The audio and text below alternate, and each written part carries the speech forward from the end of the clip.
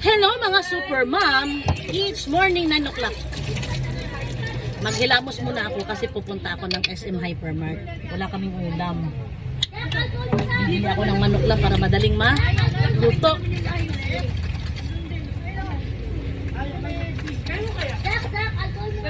One week na rin yata na hindi kami nakapagmanok. Nagpahinga talaga ako sa manok. So, ngayon, dahil tinatabad ako mamalengke, magmanok muna kami. Tsaka bibili ako ng isda pang fillet. Kasi gusto ng bunso ko baon pang fillet.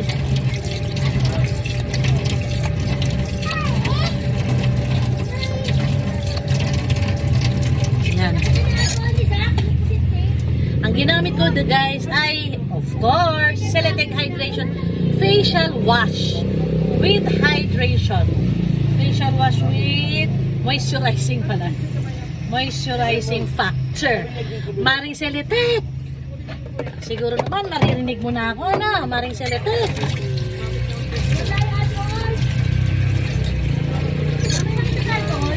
Wala. So, patuyuin natin ito guys.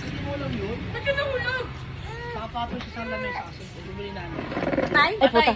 Oo, naluto ng buhay. Sino? Probinsya? Sino? Video ka ba eh? Sino? Tingnan ba yun? Sino? Yung mama naman ba pinanood ng balita? Ano ba pinagagawin yung cellphone niya? Bata na ulo sa Batchoy. Namatay. Ilang taon? Batchoy? Hindi, dati na yata yun. Bobo, ngayong kahapon lang yun. Meron din nahulog yung sagdanan.